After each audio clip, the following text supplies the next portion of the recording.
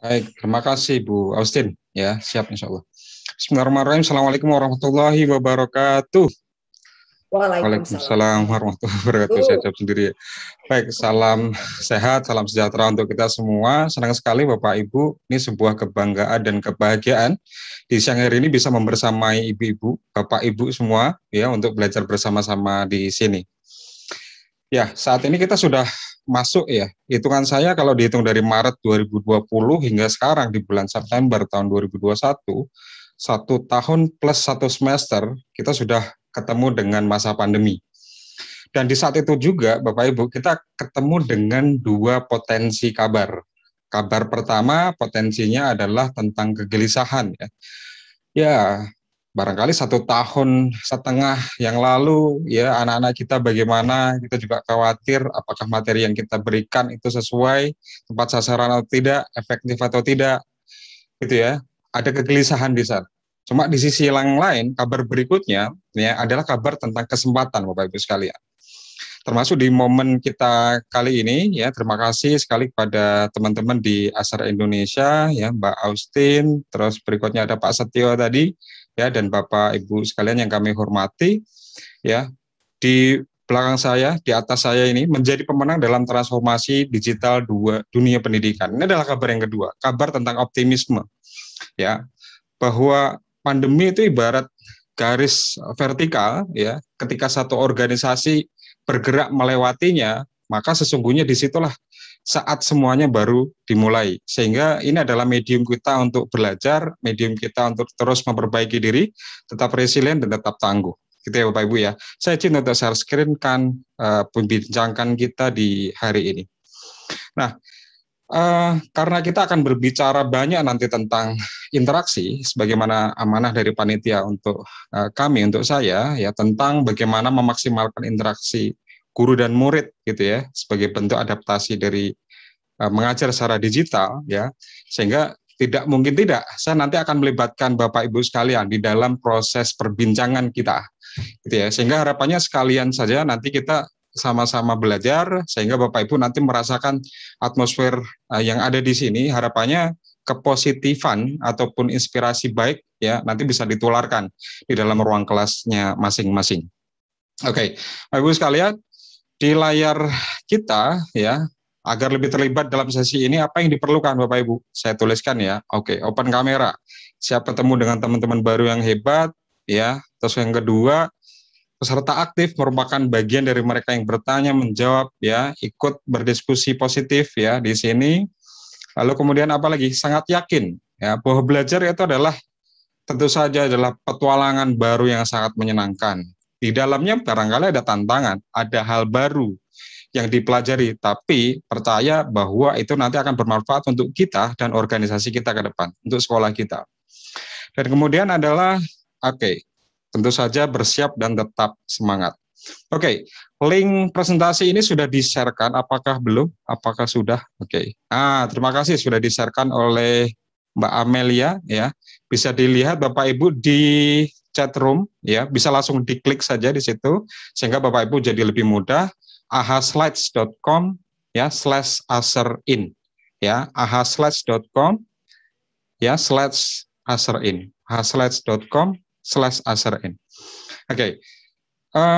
Dan saya juga perlu sampaikan bahwa di perbincangan kita di join presentasi ini memang barangkali saya kalau melihat dari pesertanya tadi jumlahnya luar biasa banyak.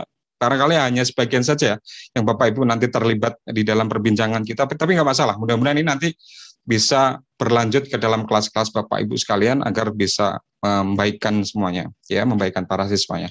Saya mau nanya dulu dong Bapak Ibu sekalian terkait dengan bagaimana perasaan Anda hari ini.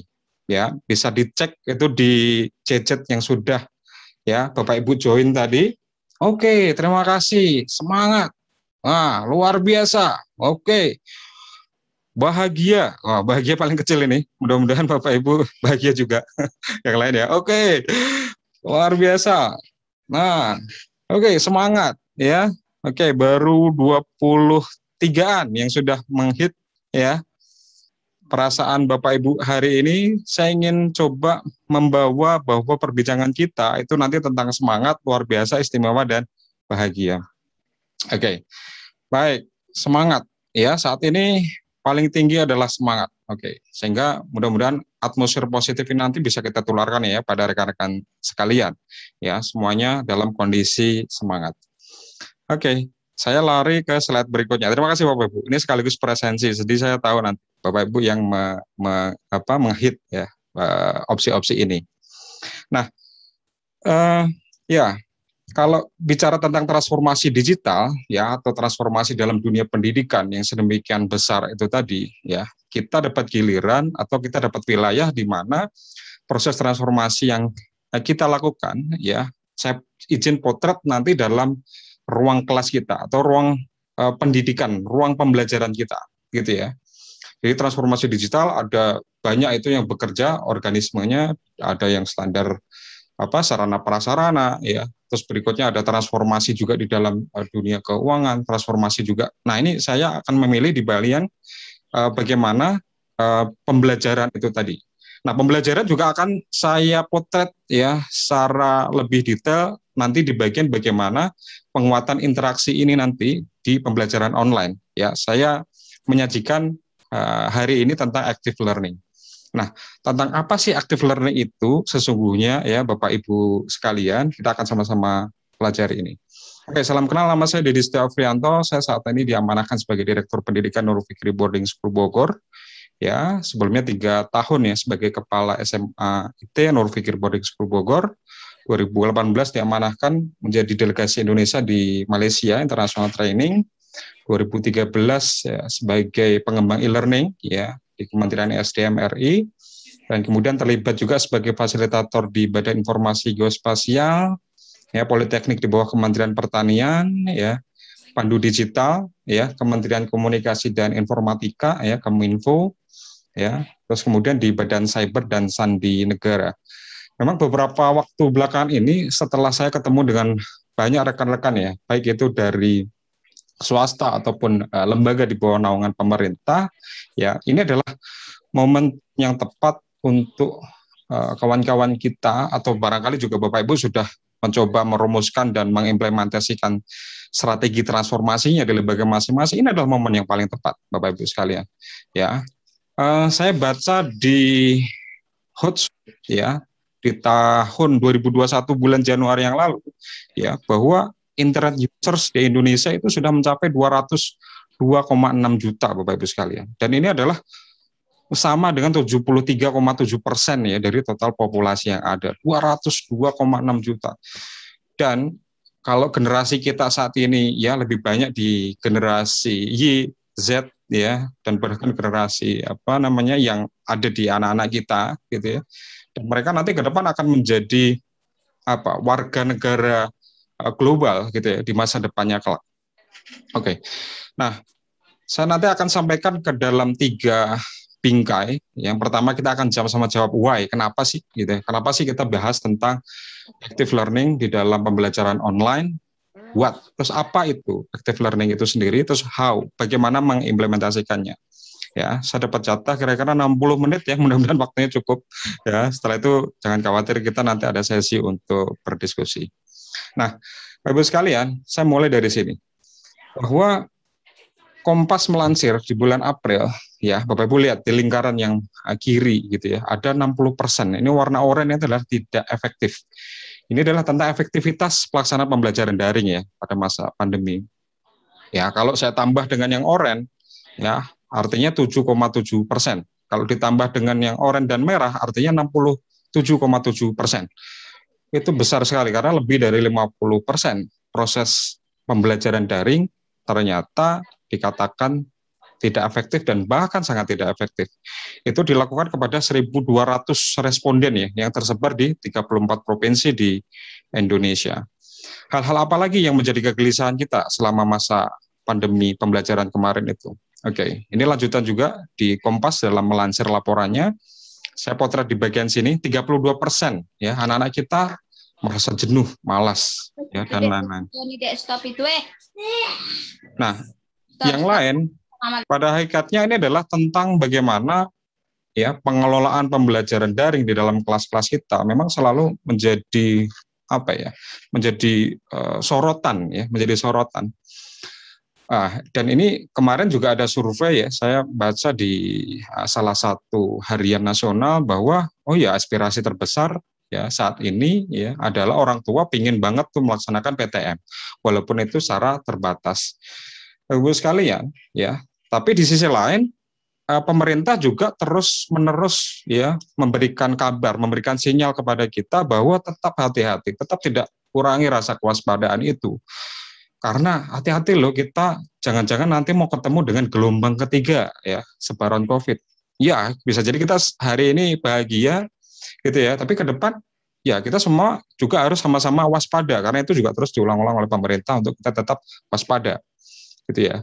Sehingga pembelajaran online ya Bapak Ibu sekalian yang berbahagia, ya betul bahwa hari ini sudah menjadi tren ya. Bapak Ibu coba amati training online, dan bahkan yang kita lakukan saat ini gitu ya, platform pembelajaran online ya, ada beberapa merek-merek yang Bapak Ibu mungkin sudah cukup familiar hari ini dan nanti itu akan ketemu dengan banyak ya hal gitu ya, sehingga mereka juga makin berkibar gitu ya di dalam ranah platform pembelajaran. Kalau kemarin kita bisa jadi melihat bahwa pembelajaran online itu sebagai, nih saya tulis di sini, temporary replacement, pergantian sekilas saja gitu ya. Tapi ke depan Bapak Ibu sekalian ini akan berubah menjadi mandatory, bahkan primer gitu ya, atau ke dalam additional program ya, ke dalam program sekolah-sekolah. Tentu saja sekolah yang siap gitu ya untuk melakukan itu. Gitu ya. Sehingga karena akan tetap terus bergelora ya, itu tadi ya latar belakang ada transformasi digital, arahan Pak Presiden bahkan di bulan Agustus tahun 2020 kita digesah untuk masuk kepada era percepatan transformasi digital gitu ya, sehingga kita mau menuju kepada Indonesia Digital Nation, sehingga mau nggak mau memang ekosistem digital ini nggak bisa dihindari gitu ya, walaupun kita nanti sudah PTMT atau PTM beneran gitu ya. Nah sehingga poin ketiga, efektivitasnya itu bagaimana yang perlu kita siapkan nanti ya, dari sisi guru ya, dari sisi kita nih, dari sisi siswa, lingkungan belajar ya. Ya sehingga kita nanti akan sama-sama siapkan bahwa active learning ini sebagai faktor kesuksesan belajar. Karena pada hakikatnya Bapak Ibu sekalian, kita sebenarnya sedang mengarahkan, sedang mengawal, sedang membina anak-anak didik kita itu yang pada akhirnya mereka akan menjadi pembelajar sepanjang hayat gitu ya, long life learner. Maksudnya apa? Maksudnya adalah, sekalian saya bahas di sini ya. Oke. Ini tulisan saya di Republika bulan Januari yang lalu ya tentang pembelajar otonom ya. Apa sih maksudnya long life learner atau pembelajar sepanjang hayat? Artinya adalah pembelajar sepanjang hayat itu mereka siap dengan tantangan dalam kehidupannya, baik itu dalam dunia akademik yang mereka saat ini rasakan, dan di masa level-level berikutnya, dan bahkan pasca akademik, sehingga mereka sudah ketemu dengan dunia realita yang sebenarnya ya mereka siap untuk belajar, siap untuk memperbaiki diri, siap untuk tetap terus tangguh ya, sehingga ada penumbuhan terus-menerus gitu ya. Sehingga karena tantangan juga terus-menerus berubah, tantangan juga terus berganti ya, apapun itu menyiapkan generasi pembelajar sepanjang hayat ya, itu adalah mandat dalam tanda kutip untuk sekolah-sekolah kita, untuk kita sebagai guru yang nantinya akan menyampaikan kepada anak-anak kita. Nah, Bapak Ibu sekalian,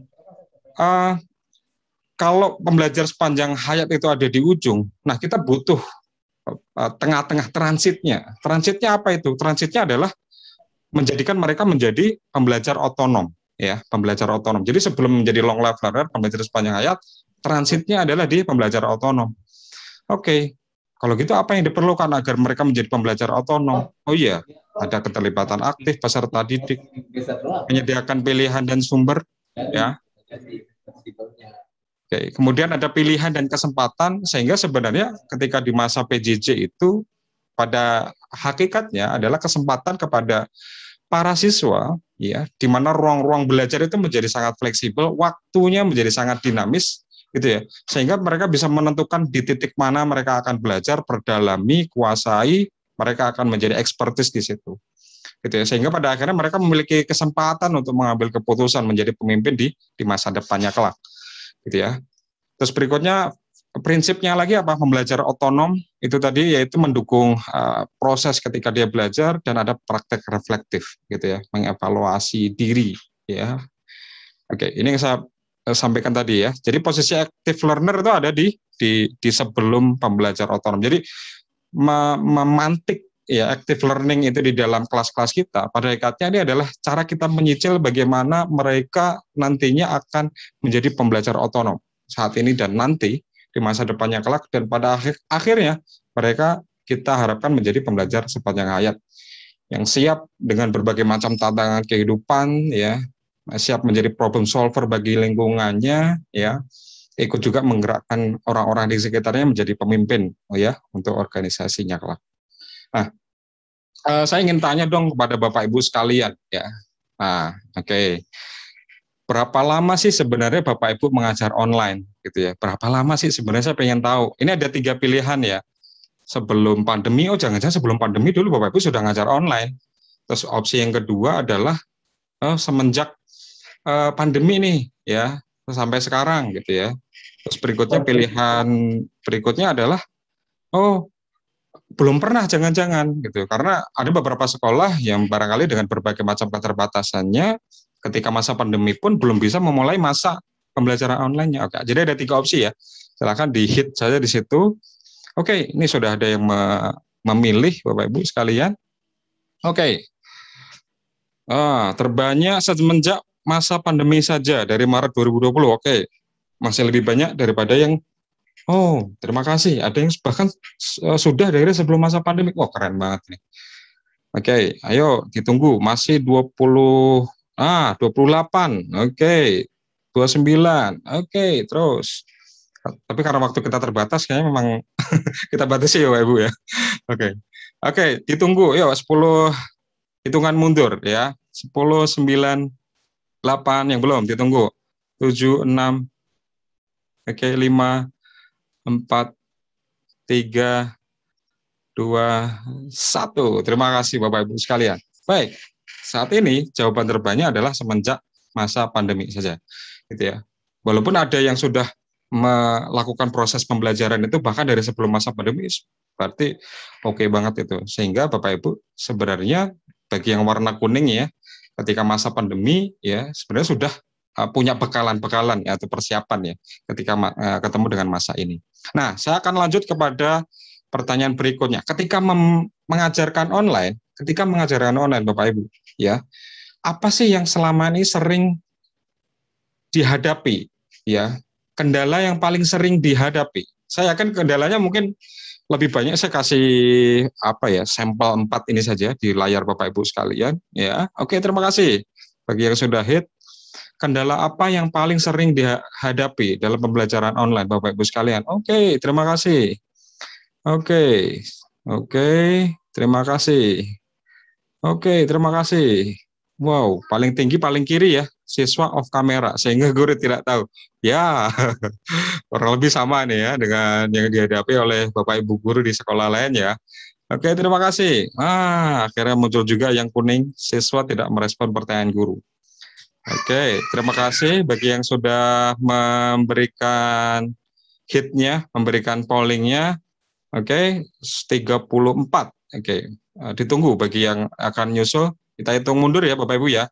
Setelah itu akan coba saya potret dengan jawaban Bapak Ibu sekalian. 5, 4, 3, 2, 1. Oke, ini yang dihadapi oleh Bapak Ibu sekalian. Oke, jadi kendala yang sering dihadapi ternyata oleh teman-teman yang hari ini ikut serta di dalam polling ini ya, ternyata kebanyakan siswa off cam. Sehingga kita nih nggak tahu dia beneran belajar apa enggak sih. Jangan-jangan dia rebahan gitu ya. Jangan-jangan dia nggak ada di situ gitu ya, ada di mana nggak ngerti gitu kan. Terus berikutnya yang nomor 2 ya, siswa belum memahami pembelajaran dengan optimal. Oke. Terus berikutnya yang ketiga adalah siswa merasa bosan dengan belajar online. Ya 1 tahun lebih ya Bapak Ibu ya, kebayang ya, dari jam pagi sampai jam berapa gitu ya, mereka terus ketemu dengan online. Siswa tidak merespon pertanyaan guru. Oke. Nah, ini adalah karakteristik ya, tantangan atau kendala yang dihadapi oleh Bapak Ibu sekalian dalam proses pembelajaran. Saya merumuskan ada 1 kata kunci penting ya, yaitu adalah pelibatan siswa, Bapak Ibu sekalian. Ini mirip kayak gini, teman-teman sekalian. Saya buat ilustrasi yang mudah ya. Ada dua orang, ada si A dan si B, ya, di depan kita, gitu kan. Si A dan si B itu orang Zimbabwe. Kita orang Indonesia ya kan. Mereka saling dialog satu sama lain, ya. Gitu kan si A. Si B jawab nenek gitu. Si A tanya nenek, apa yang terjadi dengan kita?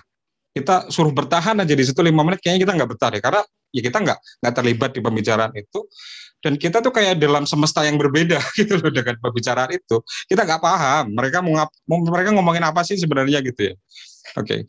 Nah, kira-kira dengan situasi yang mirip-mirip dengan itu tadi, ya sebenarnya kata kunci agar mereka engage di dalam pembelajaran adalah melibatkan mereka, ya, merasakan bahwa mereka adalah menjadi pemilik pembelajaran itu, gitu ya, sehingga mereka ikut apa ibaratnya ya, tangannya ikut kotor ya, dalam tanda kutip ikut kotor dalam pembelajaran tentu saja, walaupun itu online.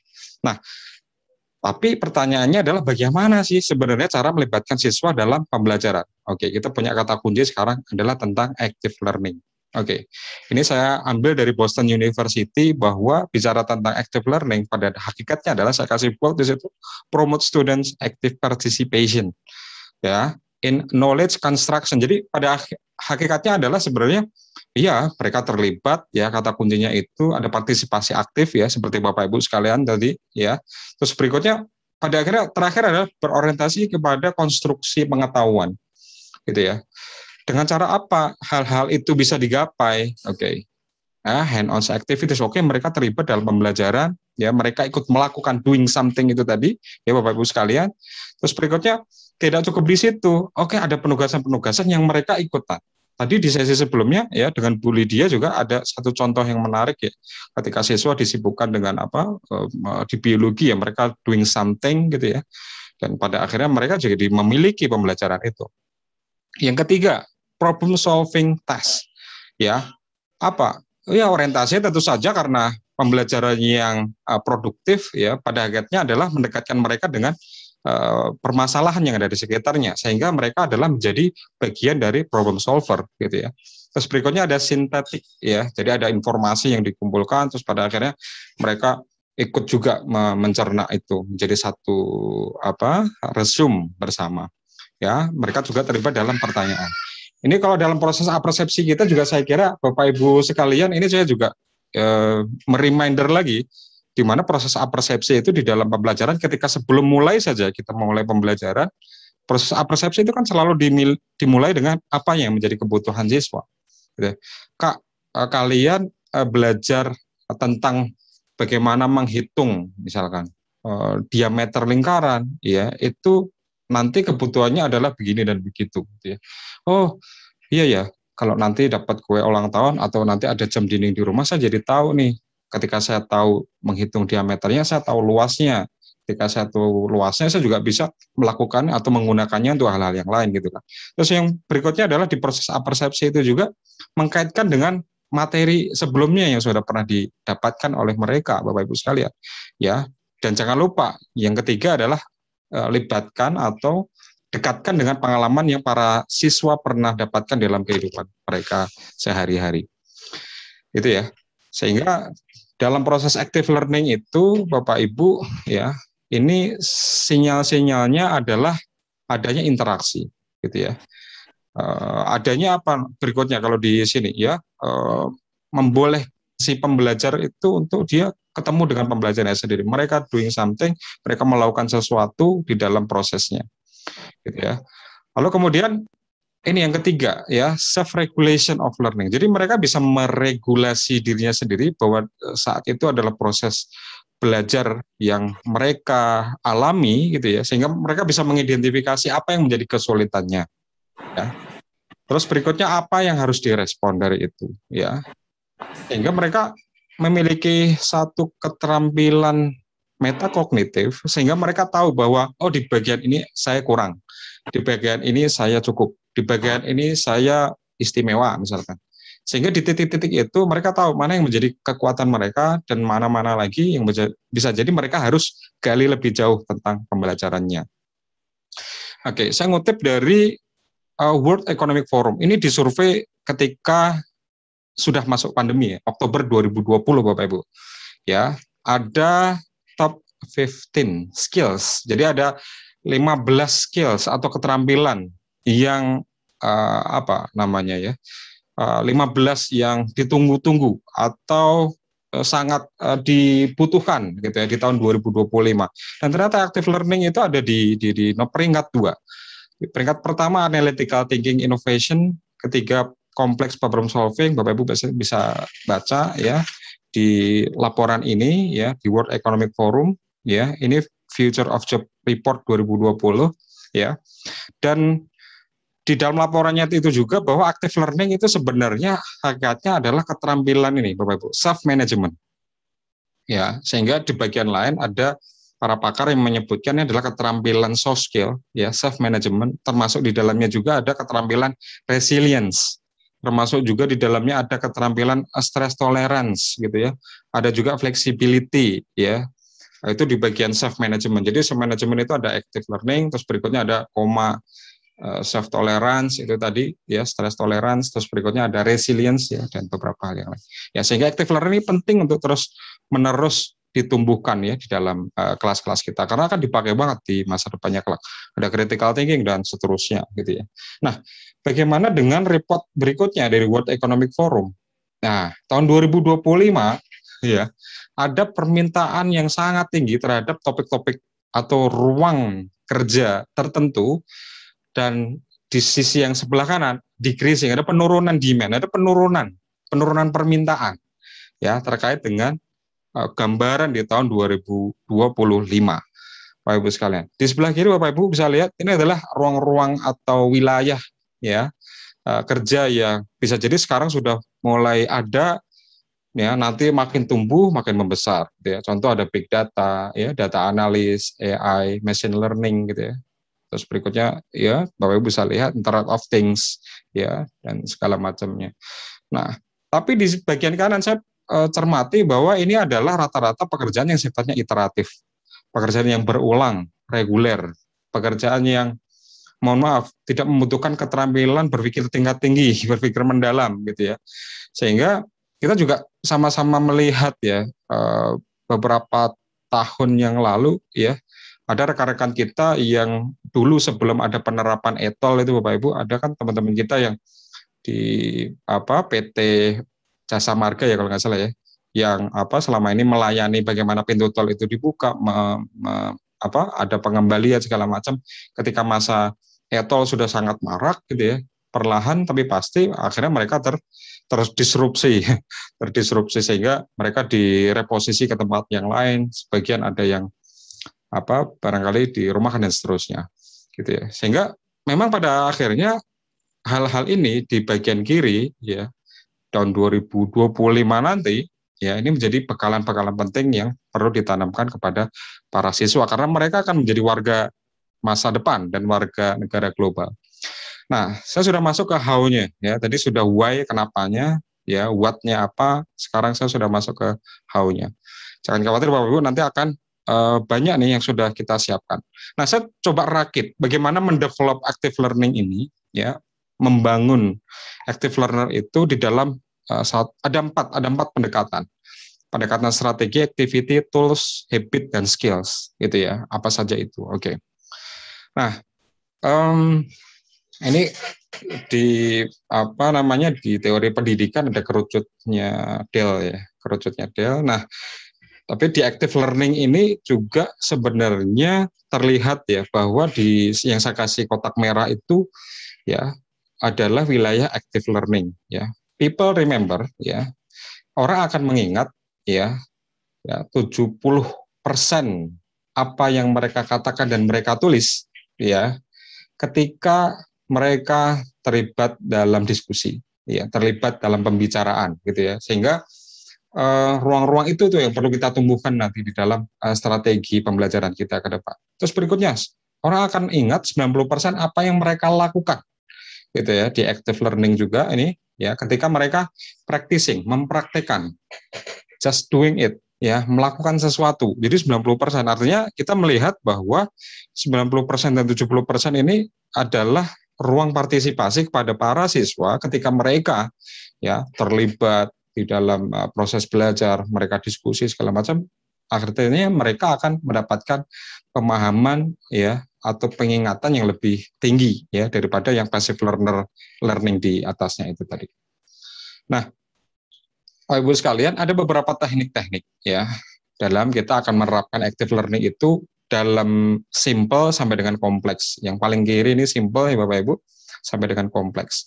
Nah, simple itu ada beberapa banyak ini contoh-contohnya ya, sehingga Bapak Ibu nanti bisa pilih sesuaikan mana yang akan digunakan baik dalam masa ya online learning ya ataupun hybrid ya ataupun masih ada yang PJJ. Sejatinya sebenarnya adalah kita nanti bisa menyelaraskan sesuai dengan kebutuhan dan strategi yang terjadi di lapangan sekalian ya. Ada sebagai contoh misalkan ada writing ya, ini menulis, ada self assessment, nanti akan ada contoh tentang self assessment di slide berikutnya. Oh, kenapa sih self assessment itu masuk sebagai active learning, teknik yang yang penting gitu ya di dalam proses pembelajaran kita. Kita ada think, pair, share, memberikan kesempatan untuk mereka untuk berpikir, terus mereka berpasang-pasangan atau saling sharing di antara mereka, itu juga bagian dari itu.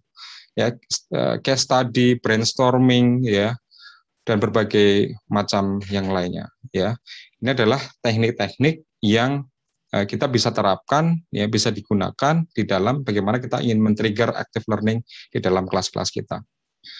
Nah, karena tentu saja bicara tentang online learning, ya, banyak sesungguhnya yang bisa kita lakukan gitu ya. Ada proses akselerasi kepada anak-anak kita yang dia fast learner ya, mereka memiliki kesempatan untuk terus-menerus jalan lebih cepat daripada yang lain karena pembelajaran juga lebih personalized ya di dalam online learning itu, memungkinkan juga untuk proses remediasi yang berulang-ulang untuk anak-anak kita yang berada dalam kategori slow learner gitu ya.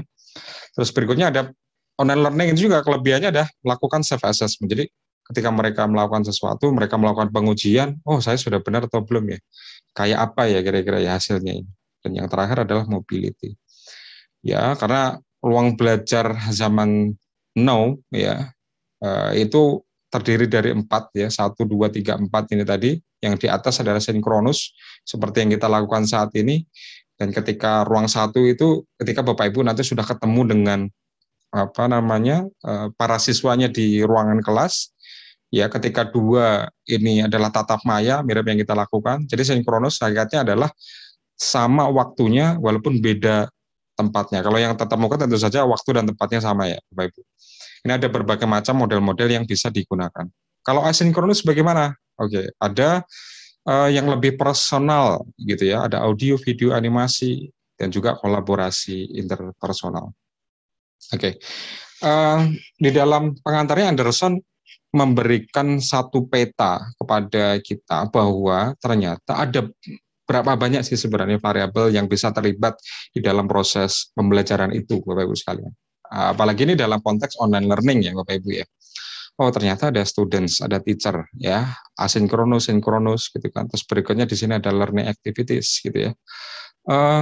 Oke, saya akan buat jadi lebih simpel untuk dipahami, sehingga kira-kira ada 3 variabel ini, ada guru, siswa, media, konten, dan satu sama lain mereka sejatinya saling terhubung ya.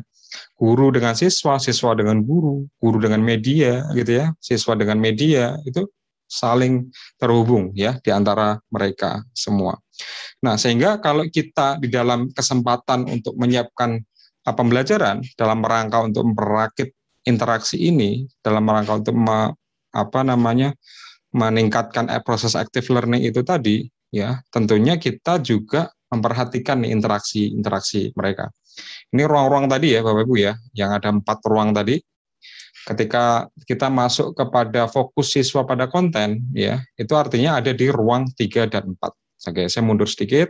Nah, ruang 3 dan 4. Ini artinya adalah fokus siswa lebih banyak nanti ke konten. Dan bagaimana dengan yang lain? Oh, fokus siswa pada guru itu ada di ruang 1 dan 2 karena di situ adalah ruang yang sinkronus yang memungkinkan mereka untuk ketemu guru di kelas ataupun tatap maya ya, menggunakan Zoom, Google Meet dan segala macamnya. Bagaimana dengan fokus siswa pada siswa yang lain? Nah, itu proses kolaborasi tadi di ruang yang keempat ya, yang kanan bawah gitu ya, sehingga mereka satu sama lain nanti bisa saling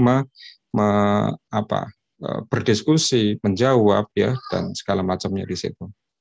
Ya, ini ada contoh-contoh ketika siswa pada konten apa saja nih hal-hal yang bisa kita berikan.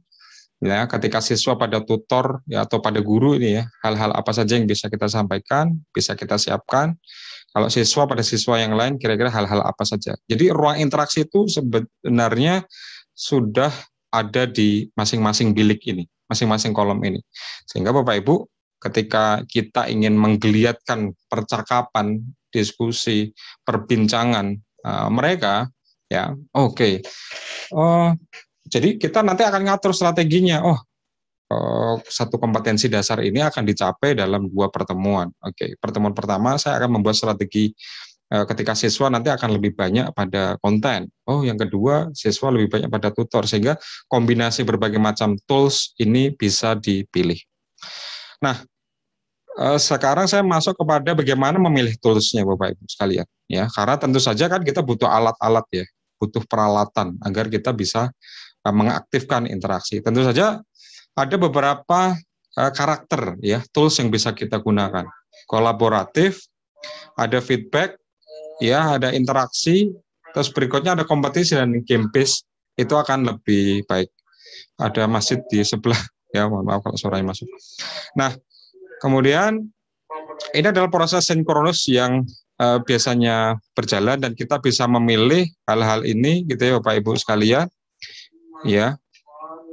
Ketika ada sesi untuk mereka bisa berdiskusi ya, kita buatkan grup-grup ya yang kecil sehingga mereka bisa berbicara gitu ya.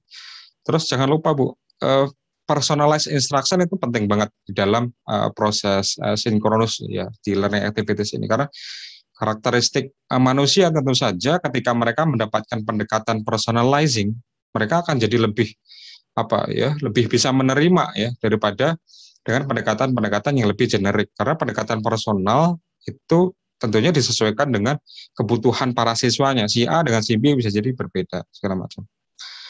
Oke, ada facilitate real time conversation. Jadi memfasilitasi ada perbincangan yang sifatnya real time, ada kolaborasi, ada real time feedback. Nih, saya sering mengingatkan di banyak forum betapa pentingnya feedback itu diberikan kepada para siswa kita ya. Ya, baik itu di sinkronus ataupun asinkronus. Sehingga tools-toolsnya adalah sebagian dari Bapak Ibu saya yakin sudah pernah juga menggunakan hal ini, banyak banget ya saya kira. Seperti yang saya gunakan ini di saat presentasi kepada Bapak Ibu ini, saya menggunakan AHA Slides ya, ada Mentimeter, ada Quizzes, Kahoot ya, Padlet, Jamboard ya dan yang lain-lain ya. Sehingga Bapak Ibu alat-alat ini beragam, pilihannya banyak ya, Bapak Ibu diberikan keleluasaan untuk memilih mana yang sesuai dengan kebutuhan, karakteristik pembelajar, karakteristik materi gitu ya. Sehingga kita nanti akan demokan sehingga Bapak Ibu nanti bisa ikut terlibat di dalam pembicaraan kita. Kalau yang ini adalah tentang menggunakan Padlet. Ini yang beberapa waktu yang lalu sempat saya buat. Mudah-mudahan jelas suaranya. Ini akan saya skip aja nanti ya. Langsung ke kolaboratif ya. Well, ini digunakan. Ini adalah ketika menggunakan Padlet. Semua kelompok agar bisa menuang langsung aja ya. Huruf dan angka. Cuman agar lebih mempermudah gitu ya. Agar lebih mempermudah kita bisa menyingkatnya. Misalkan kelas akan muncul paling atas ya. Apakah yang paling baru atau paling terakhir? Kalau ini mah fleksibel saja. Cuma orang-orang kebanyakan secara umum yang paling atas ya biasanya yang paling baru. Nah, kira-kira gitu. Terus memunculkan komentar. Ya, ini hasilnya kayak gini kira-kira. Ada global warming mengakibatkan bertambahnya volume air laut. Nah, menampilkan resource dari website lain untuk mendukung argumentasi saya. Jadi global warming. Jadi di sini Padlet Link di sini terus memungkinkan untuk para siswa nanti berdiskusi, ya, sekaligus membuat satu coretan atau gagasan gitu ya, sekaligus menambahkan ini ya pendukungnya, menambahkan linknya, ada URL-nya, ada gambarnya, ada videonya ya. Bapak Ibu setelah ini akan kita berikan kesempatan sehingga bisa langsung demo saja. akan memberikan komentar pada link tersebut. Oke, ini juga dalam rangka untuk memacu ya, agar siswa-siswa kita bisa melakukan komentar dan diskusi. Oke, baik. Kita langsung demokan saja Bapak Ibu. Jadi praktek kolaborasi dengan Padlet, ya. Setelah ini Bapak Ibu akan dapat kesempatan untuk link yang ada di bawah ini. Saya kasih trigger adalah tolong tuliskan nama tools pembelajaran online yang sering Bapak Ibu pakai.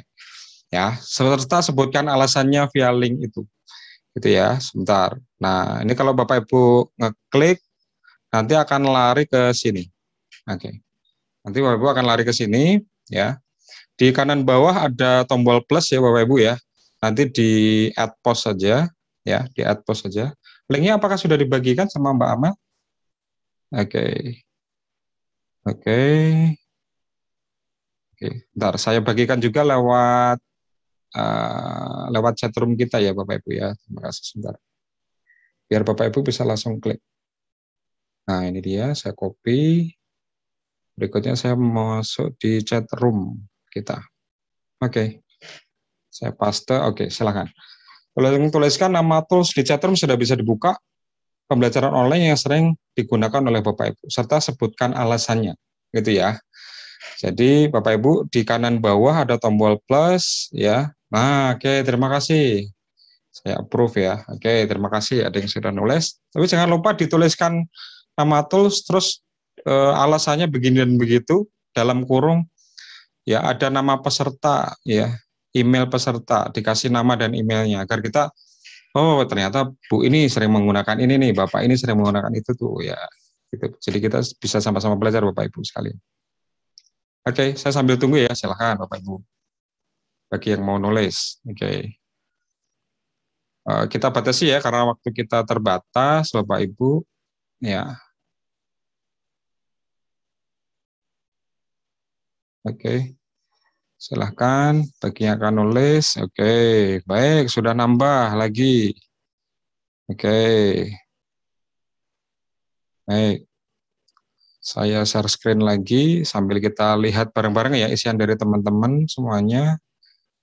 Apakah sudah bertambah? Oke, terima kasih. Ada yang sudah menggunakan Mentimeter, ada yang sudah menggunakan Nearpod. Oke, terima kasih. Tadi ada yang menggunakan yang lain, tapi sudah dilihat. Oke, terima kasih. Ada Quizizz, wah, nama tools WA Group, Kahoot, wah, dahsyat nih Bapak Ibu. Ya, Google Classroom, kita kan jadi bisa sama-sama belajar. Oh, ternyata tools, oh banyak ya. Oh, ini fiturnya ini ya, kelebihannya ini ya, alasannya digunakan ini ya. Oh, ada yang menggunakan Word Wall, wah seru, karena ada game di situ, anak-anak suka. Terima kasih Ibu Fitrianti. Berikutnya ada Pak Dion Matthew. Oke, terima kasih Pak Dion senang menggunakan Mentimeter karena untuk mengukur tingkat pemahaman siswa. Oke, berikutnya ada Ibu Ina Aryani. Oke, Ibu Ina menggunakan Nearpod. Oke, terima kasih. Berikutnya ada Bu Yani menggunakan Google Classroom. Oke, terima kasih. Wah, ini banyak ini. Kalau Bapak Ibu ada berapa ratus tadi di ruangan kita akan dapat sekian banyak inspirasi dari Bapak Ibu semua.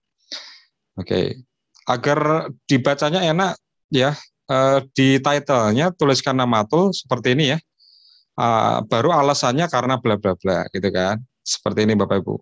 Terus baru dalam kurung tolong tuliskan nama Bapak Ibu agar bisa saya sebutkan ya. Jangan lupa dikasih email ya. Misalkan ada teman-teman yang nanti ingin menghubungi Bapak Ibu, ya kan.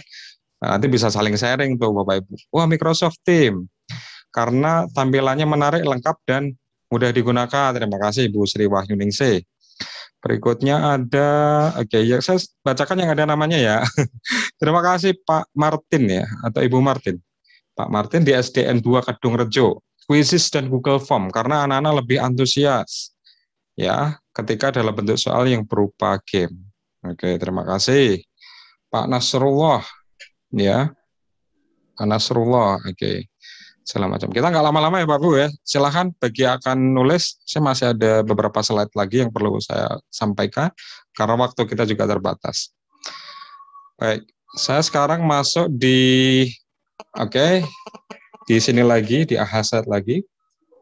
Di sini sudah Mas Asar, Bapak Bu. Nah, ini bagaimana dengan asinkronus? Nah, kalau tadi kita sudah melakukan itu tadi ya, eksplorasi di bagian sinkronusnya. Nah, bagaimana dengan asinkronus? Nah, ini ada pilihan-pilihan model yang Bapak Ibu bisa pilih. Yang pada hakikatnya ya, ini adalah membelajarkan para siswa, ya, memberikan kesempatan mereka untuk belajar lagi. Gitu kan. Nah, sehingga di sini opsi-opsinya juga cukup beragam Bapak Ibu, ya. Karena sesungguhnya kalau kita mau ngukur nih sinkronus dengan asinkronus, kelebihan online learning itu sesungguhnya ada di asinkronusnya. Karena ruang waktu mereka untuk belajar bertumbuh mengeksplorasi adalah lebih banyak di situ Bapak Ibu sekalian. Sehingga di sini ada let's listen to podcast. Podcast menjadi wahana baru belajar ya. Oh iya, tentu saja Bapak Ibu sekalian. Ada taking notes gitu ya. Ada online discussion ya Bapak Ibu yang menggunakan Google Classroom tadi gitu ya. Dan segala macamnya. Oke. Ini ada beberapa. Kenapa sih kita perlu memerlukan komponen assessment ya? Karena tentu saja pada hakikatnya Bapak Ibu sekalian, para siswa itu butuh mendapatkan kesempatan untuk mereka cari tahu sebenarnya yang sudah saya pelajari itu apakah sudah sesuai atau belum, sudah benar atau enggak gitu kan. Oke, sehingga adanya feedback itu membantu banget para siswa di dalam proses belajar mereka. Ya, terutama untuk anak-anak yang butuh remediasi terus-menerus, mereka mengulang bahan materi dari kita gitu ya. Ada self-regulated learner ya, sehingga ini adalah bagian dari membangun jadi mereka bisa menentukan nih kapan saat mereka akan belajar, menentukan materi topiknya gitu ya.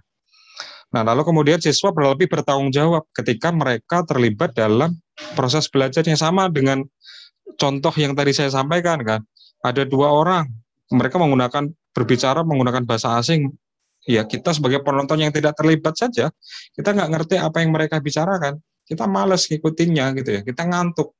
Jangankan 2 jam, 5 menit aja kita nggak bisa engage di dalam percakapan itu gitu ya.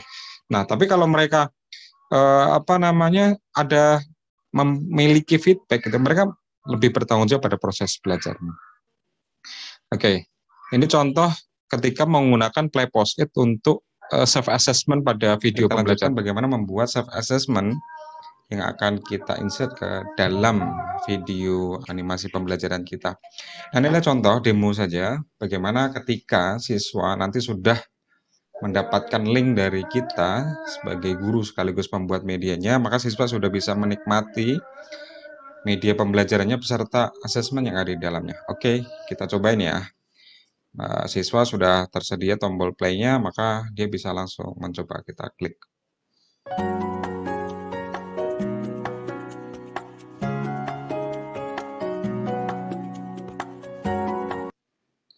Nah, di part pertama ini, di bagian awal ini, ketika siswa baru saja menonton, maka dia sudah disajikan dengan satu soalan ya.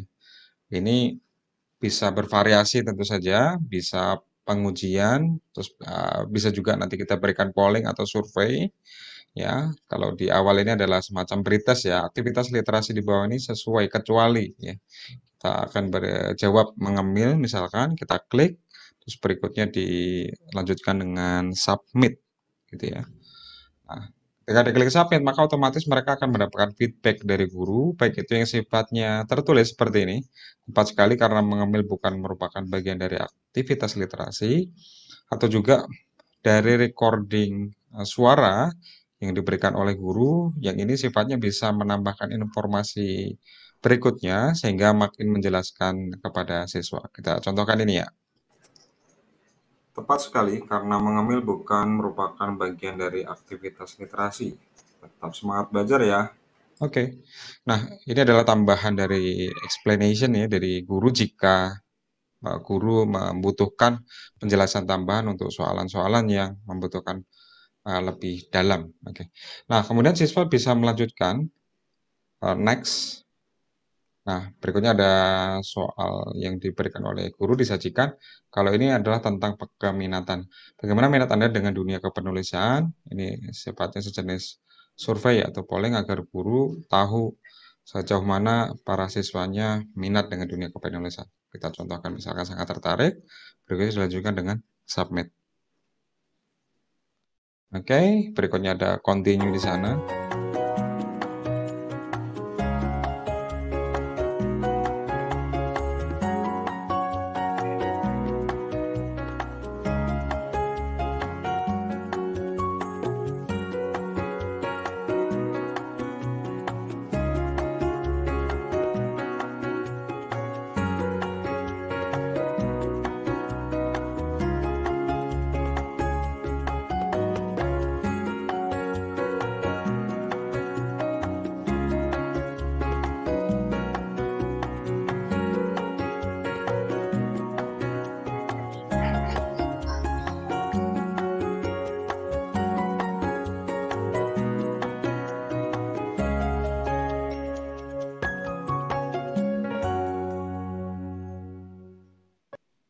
Oke, masuk pada part berikutnya. Dari sini guru menyajikan pertanyaan berikutnya, yaitu terkait dengan apa nama prinsip yang perlu saja Anda pelajari. Nah, di sini siswa juga akan tertantang ya. Oh, kalau dia tadi sudah menyimak dengan baik ya, maka harapannya mereka juga bisa menjawab dengan tepat dan benar. Misal mereka dari siswa menjawab connecting the dots, berikutnya ada klik submit. Oke, jawabannya adalah korek atau benar. Ya, di sini guru tidak memberikan feedback apapun. Ya, beda dengan yang part sebelumnya. Berikutnya dilanjutkan dengan continue.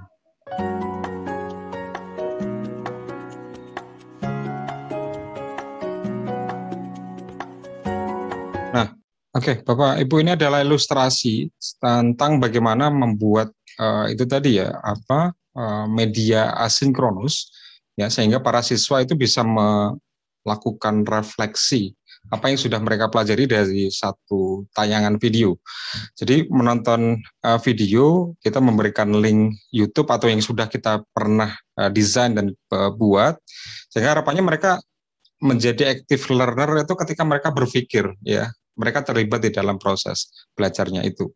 Ada beberapa contoh-contoh tools ya yang Bapak Ibu bisa gunakan. Tadi saya menggunakan Play Post-it, ada Flipgrid, ya, YouTube, dan Kaizen ini juga menarik sehingga Bapak Ibu bisa langsung memberikan feedback ya, bisa dalam bentuk mereka misalkan kita tugaskan dalam bentuk tertulis ya, bikin laporan ya, menggunakan Google Docs gitu ya.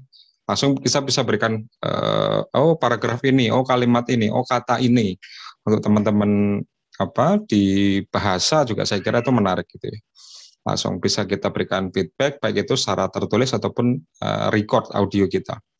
Terus berikutnya ada presentasi beraudio, sehingga ini Bapak Ibu juga saya kira juga mungkin ya sudah pernah menggunakan di PowerPoint ya, ada tools yang bisa dipilih ya, sehingga Bapak Ibu bisa melakukan recording di situ ya, karena beda ketika Bapak Ibu ngasih slide.